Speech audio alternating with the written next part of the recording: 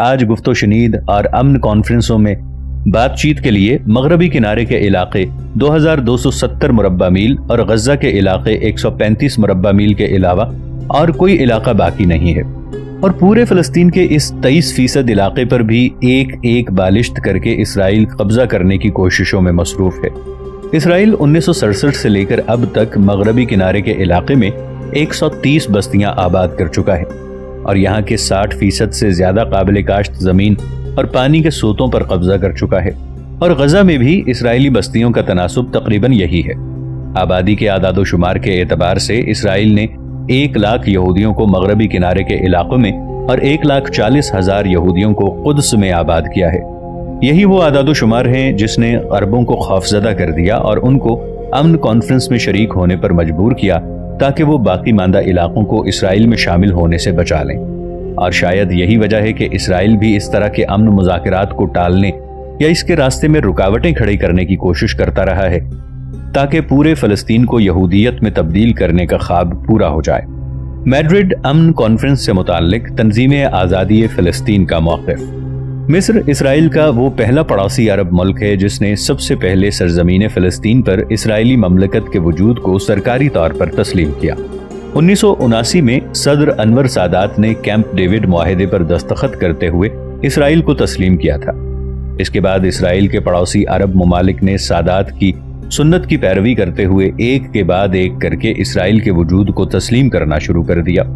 1982 میں مراکش مغرب میں ہونے والی عرب چوٹی کانفرنس کی قرارداد میں یہ اعلان کیا گیا کہ عرب ممالک اس علاقے میں قیام امن کی غرض سے ہر ایک سے بات چیت کرنے کے لیے تیار ہیں۔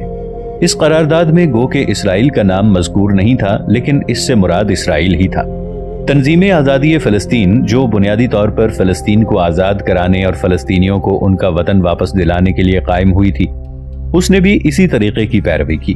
تنظیم آزادی فلسطین، جو سیاسی، فوجی اور فکری محاذوں پر شکست خوردہ ہو چکی تھی، اس نے 1988 میں منعقد ہونے والی مجلس وطنی کے اجلاس میں ایک قرارداد کو منظور کیا جس میں اقوام متحدہ کی قرارداد کے مطابق اسرائیل کے وجود کا اعتراف کیا گیا، اور خاص طور پر اقوام متحدہ کی قرارداد تقسیم کی تائید کی گئی جس کی بنیاد پر اسرائیلی مملکت کا وجود عمل میں آیا تھا۔ جب خلیج جنگ چھڑ گئی اور عراق نے کویت پر قبضہ کر لیا اور تمام بڑی طاقتوں نے کویت کو آزاد کرانے کی غرض سے فوجی مداخلت کی، تو اسی دوران امریکہ نے اسرائیل اور اس کے پڑوسی ممالک کے درمیان تعلقات کو خوشگوار بنانے کی غرض سے ایک عالمی کانفرنس منعقد کرنے کی تجویز پیش کی۔ 23 سے 28 جنوری 1991 کے درمیان فلسطینی وطنی مجلس کا 20واں اجلاس ہوا، جس میں ایک قرارداد منظور کی گئی جس میں امریکہ اور سوویت یونین کی جانب سے مشترک طور پر مشرق وسطی میں قیام امن کے لیے بین الاقوامی کانفرنس بلائے جانے کا خیر مقدم کیا گیا۔ فلسطین میں سرگرم دیگر تنظیموں نے تنظیم آزادی فلسطین کی قرارداد سے اتفاق نہیں کیا۔ مقبوضہ علاقے میں سب سے زیادہ سرگرم اسلامی تنظیم حماس نے ان نکات کی روشنی میں PLO کی قرارداد کو ماننے سے انکار کر دیا۔ وہ نکات یہ ہیں: نمبر 1، حماس فلسطین کو فروخت کرنے والی اس کانفرنس میں فلسطینیوں کی شرکت کا اس لیے انکار کرتی ہے کیونکہ یہ کانفرنس فلسطینی عوام کے اپنے پورے ملک کو آزاد کرانے کے حق کو تسلیم نہیں کرتی۔ نمبر 2، تحریک حماس پورے یقین سے یہ بات کہتی ہے کہ فلسطینی وطنی مجلس اپنی موجودہ شکل میں دشمنوں سے مقابلہ کر رہے تمام سرگرم فلسطینی تنظیموں کی نمائندگی نہیں کرتی ہے، نیز اسے پورے مجاہد قوم کے مستقبل سے متعلق تاریخی فیصلہ لینے کا کوئی جواز حاصل نہیں ہے۔ ناظرین، آگے بڑھنے سے پہلے کامنٹ سیکشن میں ہمیں اپنی آراء سے ضرور آگاہ کیجیے گا کہ آپ کو ہماری یہ سیریز کیسی لگ رہی ہے۔ آئندہ آنے والی اقساط سے باخبر رہنے کے لیے ہمارے چینل کو سبسکرائب کر لیں اور ساتھ موجود بیل آئیکن کو ضرور کلک کر لیں۔ شکریہ۔ نمبر 3، حماس کا یہ ماننا ہے کہ اس مجوزہ امن کانفرنس میں فلسطین کی جانب سے شریک ہونے والے کسی بھی فرد کو سرکاری وفد کی حیثیت حاصل نہیں ہوگی اور وہ وفد فلسطینی عوام کا نمائندہ نہیں سمجھا جائے گا۔ نمبر 4، حماس کا ماننا ہے کہ تنظیم آزادی فلسطین کا اس لین دین کی کانفرنس میں شرکت کرنا ایک طرح سے امریکی اور صہیونی دباؤ کو قبول کرنے کے مترادف ہے۔ نمبر 5، تحریک حماس از سر نو وطنی اتحاد کو قائم کرنے اور اسے مضبوط کرنے کی دعوت دیتی ہے، جہاد کے سلسلے کو جاری رکھنے اور عوامی تحریک کو مزید بڑھانے پر زور دیتی ہے۔ حالات خواہ کیسے بھی ہوں، ہم اپنی مقدس سرزمین کی ایک بالشت بھی چھوڑنے کے لیے تیار نہیں ہیں۔ اور اسرائیلی وجود کو کسی صورت میں تسلیم نہیں کریں گے۔ نمبر 6، تحریک حماس فلسطین میں کام کرنے والی دیگر تمام تنظیموں سے مطالبہ کرتی ہے کہ وہ فلسطینی وطنی مجلس کے ذریعے لیے گئے اس غلط فیصلے کی اصلاح کی فوری کوشش کریں۔ امن کانفرنس کی مخالفت کرنے والی تنظیموں کا مشترکہ بیان۔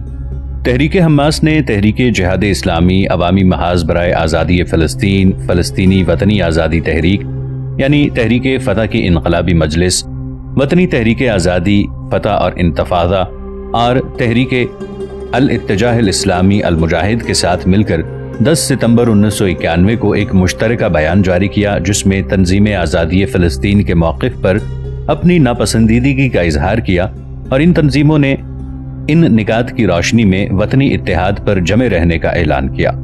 پہلا نقطہ تو یہ تھا کہ سرزمین فلسطین متحد ہے اور فلسطین کا علاقہ بحر سے لے کر نہر تک ایک ایسی اکائی ہے جسے الگ نہیں کیا جا سکتا۔ دوسرا نقطہ، اسرائیلی مملکت کے وجود کے کسی حق کو بھی تسلیم نہیں کیا جائے گا۔ نمبر 3، تحریک انتفاضہ کو مزید بڑھاوا دیا جائے۔ نمبر 4، آزادی حاصل کرنے کا واحد راستہ جہاد ہے۔ اسی طرح عالمی تحریک اخوان المسلمون نے 17 اکتوبر 1991 کو مرشد عام کی جانب سے ایک بیان جاری کیا کہ اس نام نہاد امن کانفرنس کا بنیادی مقصد مسئلہ فلسطین کو آہستہ آہستہ ختم کرنے کی تیاری اور صہیونی اقتدار کے تحت فلسطینیوں کے لیے ایک کمزور ذاتی حکومت کا قیام ہے۔ اس بیان میں ایک عرصے سے یہودیوں کے خلاف خون آشام جنگ میں مصروف فلسطینی مجاہدین سے یہ اپیل کی گئی ہے کہ وہ اپنے اس مبارک جہاد کو جاری رکھیں اور اپنے موقف پر ثابت قدم رہیں، کیونکہ پوری امت مسلمہ ان کے ساتھ ہے اور انہی کا راستہ صحیح ہے جس میں کوئی نقص نہیں ہے۔ تنظیم آزادی فلسطین اور دیگر عرب تنظیموں نے اس طرح کی بنیاد پرست اسلامی تحریکات کی مخالفت کی اور ان کو غیر ذمہ دار تحریک قرار دیا اور امن کانفرنس میں اپنی شمولیت کا اعلان کیا، یہاں تک کہ ایسے ممالک نے جیمز بیکر کے ساتھ گفت و شنید میں سب سے پہلے بڑھ کر حصہ لیا، جو کبھی امریکہ کی مخالفت اور دشمنی میں سب سے آگے تھے۔ امن کانفرنس میں درپیش بنیادی مسائل۔ بہرحال اس طرح کے مخالف و موافق نظریات کے بیچ 30 اکتوبر 1991 کو میڈرڈ میں امن کانفرنس منعقد ہوئی۔ اس کے بعد واشنگٹن میں مختلف فریقوں کے درمیان خیر سگالی ملاقاتوں کا سلسلہ شروع ہوا۔ اسرائیل نے پوری دنیا کی توجہ اس امن کانفرنس کے نتیجے میں پیدا ہونے والے بعض خطرناک امور کی طرف مبذول کروائی اور اس کا بنیادی مقصد اس کانفرنس کی سفارشات کو ماننے سے انکار کرنا تھا، جبکہ دوسری طرف عرب وفود امریکہ کی جانب سے منتظر امن پلان کا بے چینی سے انتظار کر رہے تھے۔ کانفرنس کے دوران بحث کے اہم موضوعات۔ قرارداد نمبر 246۔ اس امن کانفرنس کے انعقاد کا بنیادی مقصد 1967 کی جنگ کے بعد اقوام متحدہ کی قرارداد نمبر 246 کی شقوں کو عملی طور پر نافذ کرنا تھا۔ عرب اس قرارداد کی شقوں پر عمل درآمد کا مسلسل مطالبہ کر رہے تھے، جس میں کسی علاقے پر فوجی کارروائی کے ذریعے کیے گئے قبضے کو غیر قانونی قرار دیا گیا تھا، اور عربوں کا اسی قرارداد کی روشنی میں اسرائیل سے یہ مطالبہ تھا کہ وہ مغربی کنارے اور غزہ کے علاقوں اور جنوبی لبنان میں گولان پہاڑی کے علاقوں کو خالی کر دے، جبکہ اسرائیل ان علاقوں کو خالی کرنے سے انکار کر رہا تھا، بلکہ اس کا ماننا تھا کہ اس قرارداد میں بعض ایسی شقیں ہیں جن پر سرے سے عمل کرنا ہی ممکن نہیں ہے، کیونکہ مغربی کنارے اور غزہ پٹی پر تو یہودا اور سامرا کے علاقے ہیں جو اسرائیل کا حصہ ہیں، اسی طرح گولان کی پہاڑیاں اور قدس کے علاقے بھی اسرائیل کا حصہ ہیں۔ اتنا ہی نہیں بلکہ اسحاق شامیر نے عربوں پر یہ الزام لگایا کہ وہ ان علاقوں کا مطالبہ کر کے امن کارروائی کی مخالفت کر رہے ہیں۔ اس کے نزدیک امن برائے امن ہے، امن برائے ملک یا وطن نہیں۔ کیسنجر وہ پہلا شخص ہے جس نے قرارداد نمبر 246 میں شک و شبے کی گنجائش نکالی اور اسے ایک مبہم قرارداد سے تعبیر کیا، کیونکہ اس قرارداد میں واضح طور پر ان علاقوں کی نشاندہی نہیں کی گئی ہے جنہیں اسرائیل کو خالی کرنا ہے۔ اسی طرح ان علاقوں کو خالی کرنے کے لیے اسرائیل کو مجبور کرنا بھی ناممکن ہے۔ نمبر 2، ذاتی حکم۔ مصر اور امریکہ کے درمیان ہونے والے کیمپ ڈیوڈ معاہدے میں اس امر کی صراحت موجود تھی کہ فلسطینیوں کو ذاتی حکومت قائم کرنے کا موقع فراہم کرایا جائے۔ مسئلہ فلسطین کو حل کرنے سے متعلق یہ نقطہ خود امریکہ کے نقطہ نظر کی وضاحت کے لیے کافی ہے۔ تنظیم آزادی فلسطین کی یہ کوشش تھی کہ 5 سال تک مغربی کنارے اور غزہ کے علاقے میں ذاتی حکومت قائم ہو، یہاں تک کہ مستقل فلسطینی حکومت قائم ہو جائے جس کا اردن کے ساتھ وفاقی تعلق ہو۔ اسحاق شامیر نے جلد ہی اس بات کا اعلان کیا کہ وہ کیمپ ڈیوڈ معاہدے کی شرطوں کے عملی نفاذ کا پابند نہیں ہے۔ واشنگٹن میں ہونے والی بات چیت کے دوران اسرائیل نے فلسطینی وفد کے سامنے ذاتی حکومت سے متعلق یہ تجویز پیش کی جسے اسرائیلی اردنی کو مضمین یوم کہا جا سکتا ہے، یعنی مغربی کنارے اور غزہ کے علاقوں پر ذاتی حکومت اسرائیل اور اردن دونوں کے زیر نگرانی قائم ہوگی۔ اردن اور فلسطین کے درمیان اتحاد کی بجائے اسرائیلی وفد نے ایک نئی شکل یعنی اردن اور اسرائیل کے درمیان تعلقات کو بہتر بنانے کی تجویز پیش کی۔ فلسطینیوں کی ذاتی حکومت اسرائیلی قوانین کے تحت ہی قائم ہوگی۔ یہودیوں کی نئی بستیوں کی آبادکاری کو نہیں روکا جائے گا اور ان علاقوں میں آباد یہودی اسرائیلی قوانین کے پابند ہوں گے۔ مختصر یہ کہ اسرائیلی نقطہ نظر سے اس ذاتی حکومت سے کوئی خاص فرق نہیں پڑتا تھا۔ ہاں، اس سے ایک فائدہ ضرور تھا کہ زیادہ تر فلسطینی عوامی تحریکوں کو خود ان کے ہاتھوں ہی دبانے کا موقع مل گیا۔ نمبر 3، اسرائیل اور خاص طور پر لیکوڈ پارٹی کے نزدیک اس طرح کی امن کانفرنسوں کی کوئی خاص اہمیت نہیں تھی، بلکہ اس نے ہمیشہ اس طرح کی امن کارروائیوں میں رکاوٹیں کھڑی کرنے کی کوشش کی، کیونکہ اس طرح کی کانفرنسیں ان کے مفاد اور تورا کے فلسفے کے برخلاف تھیں۔ یہودیوں کو اس بات کا یقین ہے، جیسا کہ پلاڈ میرجاب پوینتیکی کا کہنا ہے، کہ عرب اسرائیل کے وجود کو ہرگز قبول نہیں کریں گے۔ صہیونیت مسلح قوت اور آہنی پردوں کے پیچھے ہی ترقی کر سکتی ہے، اور مستقبل بعید میں ایک دن ایسا آئے گا جب عرب اس حقیقت کا اعتراف کریں گے کہ اس آہنی پردے میں شگاف ڈالنا ان کے بس میں نہیں ہے، اور پھر وہ خود بخود یہ سبق سیکھ جائیں گے کہ یہودی مملکت کے ساتھ کس طرح مل کر رہا جائے۔ یہ طاقت ہی کی زبان ہے جس نے مصریوں کو اور پھر فلسطینیوں کو یہودیوں کے ساتھ رہنا سکھا دیا، اور ایک دن تمام عرب اسی قوت کی بنا پر یہ سبق سیکھ جائیں گے کہ اسرائیل کے ساتھ کس طرح رہا جائے۔ چنانچہ آج وہ اسرائیل کو تسلیم کرتے ہوئے امن کانفرنسوں میں شرکت کرنے لگے ہیں۔ تو کیا یہ حکمت کا تقاضا ہے کہ اسرائیل ایسی کانفرنسوں میں شرکت کرے جہاں امن و آشتی کے مقابلے میں اس کے آہنی پردوں کو تار تار کر دیا جائے؟ اسی طرح ہمارے لیے یہ کہنا بھی ممکن ہوگا کہ کیا یہ حکمت کا تقاضا ہوگا کہ ہم ایسی امن کانفرنسوں میں اس قوت کے آگے جھک جائیں اور اس کے ساتھ کسی طرح کا کوئی معاہدہ کر لیں، اگرچہ ہمارے حالات کتنے ہی خراب کیوں نہ ہوں؟ یہ ایک سوال ہے، اور ہم نہیں جانتے کہ کیا موجودہ نسل اس سوال کا جواب دے پائے گی یا اس سوال کو آنے والی نسلوں کے لیے چھوڑ دے گی۔ لیبر پارٹی اور مذاکرات کی شروعات۔ لیکوڈ پارٹی کے سامنے تمام راستے بند ہو چکے تھے۔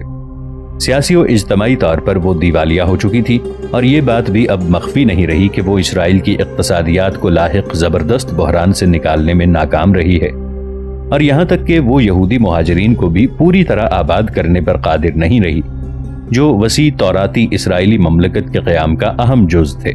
عربوں کے ساتھ پرامن تعلقات قائم کرنے کے سوا اب اس کے پاس کوئی چارہ نہیں تھا، چنانچہ بادل ناخواستہ اسے میڈرڈ کی امن کانفرنس میں شریک ہونا پڑا۔ گو کہ اس کانفرنس میں اس کا رویہ منفی رہا، اور اس نے اس کانفرنس کو گمراہ کرنے اور بے اثر بنانے کی بھرپور کوشش کی۔ اسی دوران وزیر خارجہ ڈیوڈ لین کا بحران شروع ہوا، اور مشرق میں آباد یہودیوں نے موجودہ حکومت کی فرقہ پرست سیاست کے خلاف زبردست احتجاج کیا، اور اس بات پر اپنی شدید ناپسندیدگی کا اظہار کیا کہ مغربی یہودیوں کے مقابلے مشرق میں آباد یہودیوں کے ساتھ امتیازی سلوک کیا جائے۔ اس بحران نے داخلی محاذ پر اسحاق شامیر اور اس کی پارٹی کی کمر توڑ دی، اور جہاں تک خارجی پہلو کا سوال ہے تو شامیر کو امریکہ، یورپ اور دیگر مغربی ممالک کی ہمدردیوں اور عنایتوں سے محروم ہونا پڑا۔ امریکہ میں آباد یہودی بھی اس سے ناراض تھے۔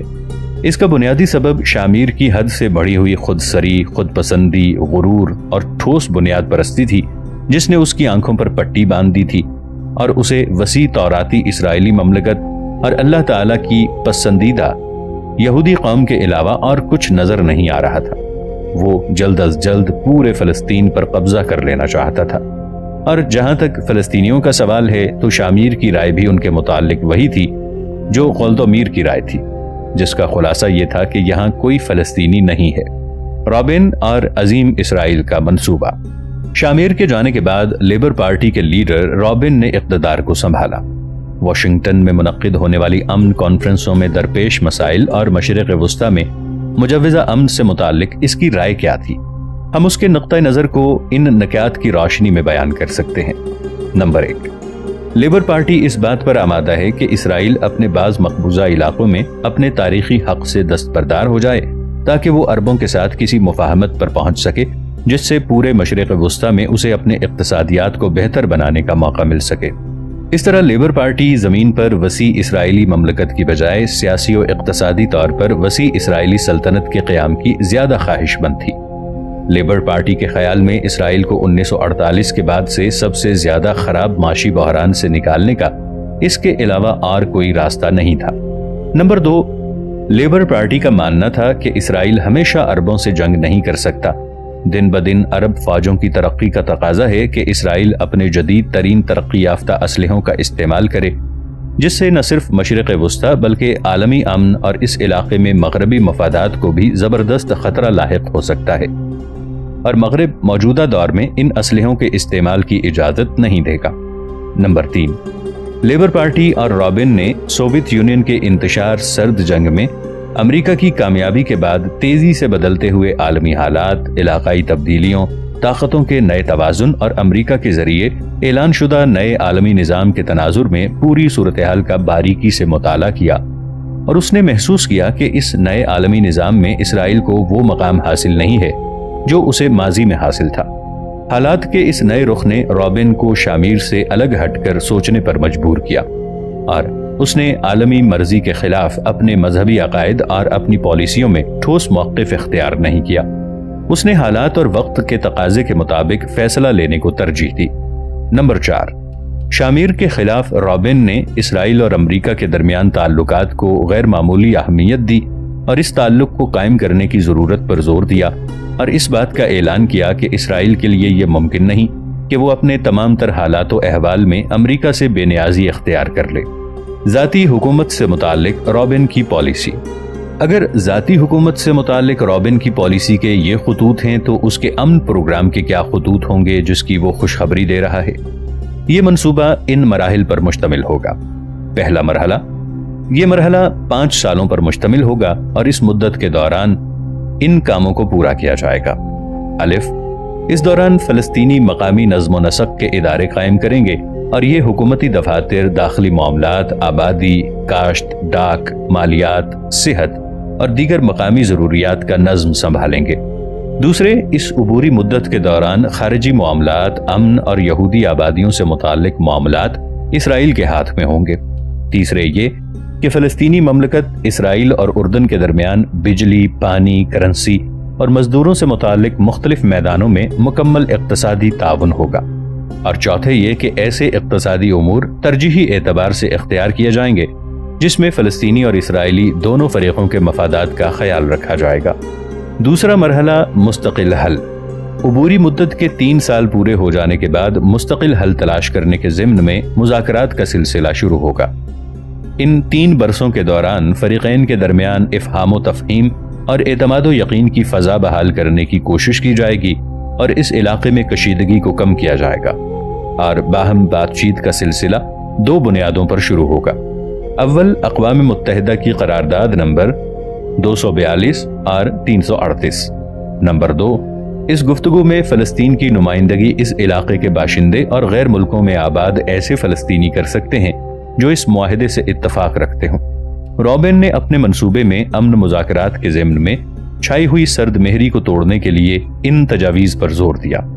اس منصوبے پر طرفین کے درمیان مکمل اتفاق کی صورت میں علاقے میں عارضی سکون قائم ہو جائے گا، اور پھر 6 مہینے کے اندر مغربی کنارے اور غزہ کے علاقوں میں انتخابی عمل کو پورا کر لیا جائے گا۔ ان انتخابات میں مقامی حکمرانوں کے علاوہ سیاسی نمائندوں کا بھی انتخاب کیا جائے گا۔ انتخابات کے نتائج کا نفاذ کیا جائے گا، جس کے بعد عبوری مدت کے دوران کام کرنے والی حکومت سبکدوش ہو جائے گی۔ مشرقی قدس کے باشندوں کو الیکشن میں کھڑے ہونے اور انتخابات میں حصہ لینے کا حق حاصل ہوگا، لیکن ووٹنگ صرف رام اللہ یا بیت اللحم میں ہوگی۔ دائمی حل کی صورت میں مشرقی قدس کے باشندوں کو اس بات کا حق حاصل ہوگا کہ وہ فلسطینی شہریت کو اختیار کریں یا اسرائیل کی شہریت کو قبول کریں۔ انتخابات کی تیاری کے دوران اسرائیلی فوجوں کے انخلا کا کام بھی پورا کر لیا جائے گا۔ اگر ہم مختصر الفاظ میں رابن کے منصوبے کے نکات کو بیان کرنا چاہیں تو ہم کہہ سکتے ہیں کہ فلسطینی باشندوں کے لیے ذاتی حکومت پر رضامندی، فلسطین کے لیے نہیں، यहूदियों की सियासी हिजरत पर पाबंदी, लेकिन पुरअमन हिजरत को जारी रखना और मगरबी किनारे के इलाके के 51% हिस्से पर यहूदी बस्तियों का वजूद।